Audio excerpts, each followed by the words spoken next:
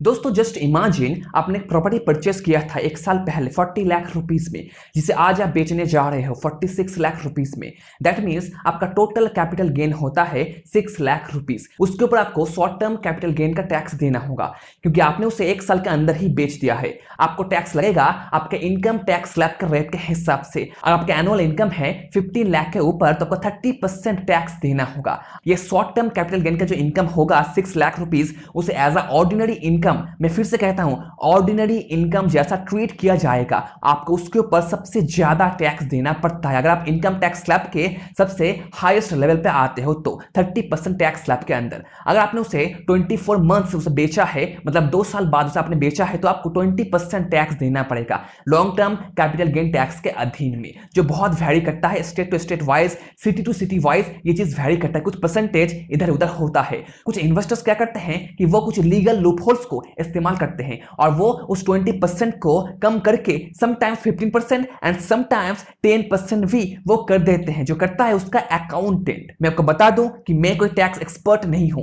कुछ भी करने से पहले आप एक्सपर्ट से जरूर सलाह ले एंड देन आगे बढ़े। तो अगर आप एक अल्टीमेट इन्वेस्टर बनना चाहते हो तो आपको टैक्स को बचाना होगा, क्योंकि दोस्त ये टैक्स जो है ना, ये सबसे बड़ा एक्सपेंस है, the biggest expense of all property sector की दुनिया में। इसलिए आपको टैक्स को बचाना होगा। अब जस्ट दुनिया में नजर डालो कि बिग सीईओज, अच्छे इन्वेस्टर्स कैसे टैक्स को बचाते हैं। उनका सैलरी होता है $1 पर ईयर। हाँ, $1 पर ईयर, क्योंकि वो जानते हैं सैलरी इनकम पे, फिर ऑर्डिनरी इनकम पे टैक्स सबसे ज्यादा लगता है। इसलिए वो उतना कम सैलरी लेते हैं, क्योंकि वो टैक्स नहीं देना चाहते। लीगल लूपहोल्स को वो इस्तेमाल करते हैं और अपने टैक्सेस को बचाते हैं।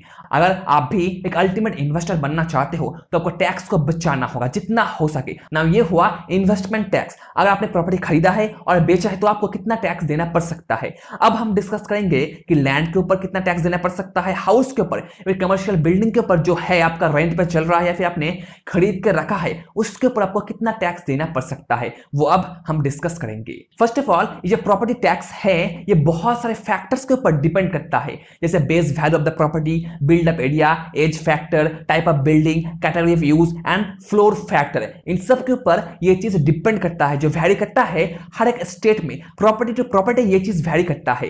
ये टैक्स कलेक्ट करता है म्यूनिसिपैलिटी कॉर्पोरेशन एंड देन उस टैक्स को इस्तेमाल करके पूरे एरिया को मेंटेन करता है। यही काम होता है प्रॉपर्टी टैक्स का। आप कहोगे कि हम प्रॉपर्टी टैक्स नहीं देंगे तो दोस्त रोड्स नहीं बनेंगे, स्ट्रीट्स पे लाइट्स नहीं आएंगे और बहुत सारी फैसिलिटीज आपको नहीं मिलेगा। आपको टैक्स देना होगा, पर वही आपको टैक्स बचाना होगा। आप मैक्सिमम टैक्स नहीं दे सकते, वो आपका पैसा है, आपका हक है वो, तो आपको उसे रिड्यूस करने की कोशिश करना होगा। आपको टैक्स देना है, मैं नहीं कह रहा हूं कि आपको टैक्स नहीं देना, आपको टैक्स देना है पर उसे कम करना है, बस कम करना है। इंटरनेट पे वेबसाइट है, हर एक स्टेट का एक वेबसाइट है, आप वहां पे जाकर लॉगिन करके टैक्स भर सकते हो। बहुत आसान है, कोई भी कर सकता है, बहुत ही ज्यादा आसान है।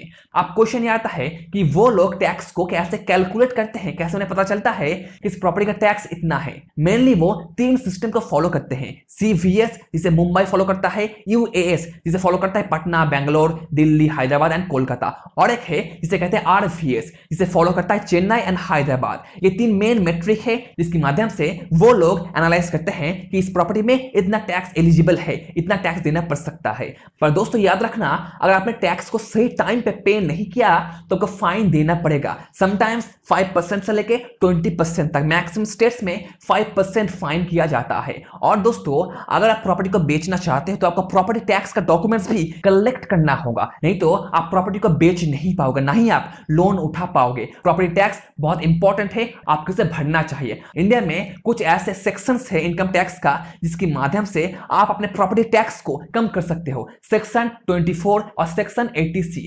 आप एक एक्सपर्ट से डिस्कस जरूर कर लेना एंड देन आगे बढ़ना। सो दोस्तों एज अ प्रॉपर्टी इन्वेस्टर आपको लॉन्ग टर्म में फोकस करना है, अपने प्रॉपर्टी टैक्स को बचाना है, और जो घर का टैक्स होता है, प्रॉपर्टीज का टैक्स होता है, उसे आपको पे करना होगा, कर नहीं होगा, नहीं तो आप प्रॉपर्टी को बेच नहीं पाओगे, लोन उठा नहीं पाओगे और आपको फाइन भी लग सकता है लेट पेमेंट के लिए। आई होप दोस्तों टैक्स के बारे में आपको सब कुछ पता लग गया है। यह वीडियो इंफॉर्मेटिव लगा, लाइक करना, शेयर करना एंड सब्सक्राइब करना। मिलते हैं दोस्तों अगले वीडियो में। Take care and be safe.